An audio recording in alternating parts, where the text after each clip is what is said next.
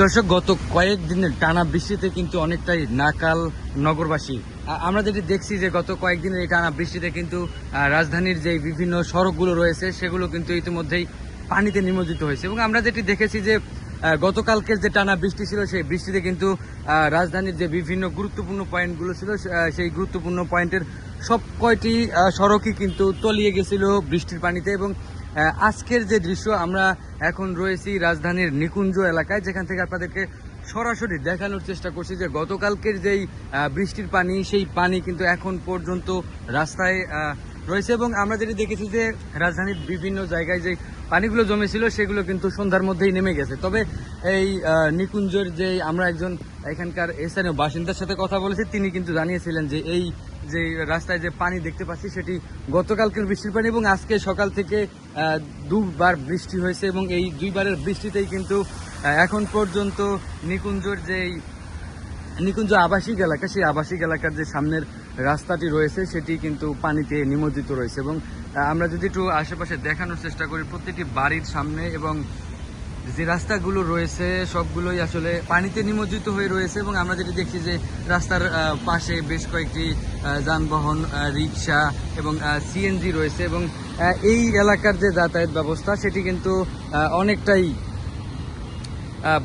অনেকটাই কিন্তু বন্ধ হয়ে গেছে। এবং খুব বেশি প্রয়োজন ছাড়া কিন্তু এই এলাকার যে বাসিন্দারা রয়েছেন তারা কিন্তু অনেকেই ঘর থেকে বের হচ্ছে না। এবং আমরা যেটি দেখতে পাচ্ছি যে এই পানির নিষ্কাশন ব্যবস্থা সেটি একেবারেই দুর্বল না হলে কিন্তু গতকালকের যে পানি অতিরিক্ত বৃষ্টির কারণে যে পানি জমেছিল সেটি কিন্তু এখন পর্যন্ত রয়েছে। এবং আমরা যেটি দেখছি যে এই পানি অতিরিক্ত থাকার কারণে কিন্তু এই এলাকার যে বাসিন্দা রয়েছে তারা কিন্তু বেশ অনেকটাই ভোগান্তির মধ্যে পড়েছে। এবং আমরা এই এলাকার বা এই রাস্তাটি যেই পরিমাণ গাড়ি চলাচল করতো সেটি কিন্তু একেবারেই কমে গেছে এবং শূন্যের কোঠায় নেমে আসছে, এটা আমরা বলতে পারি।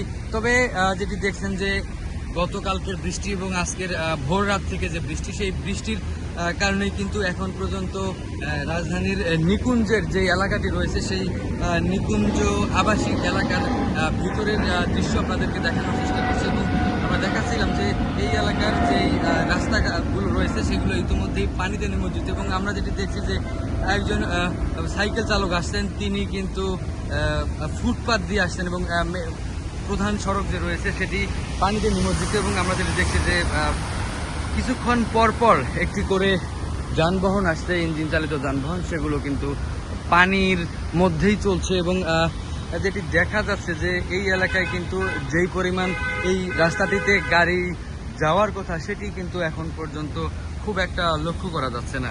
দর্শক, নিকুঞ্জ থেকে এই ছিল আমার কাছে সর্বশেষ তথ্য।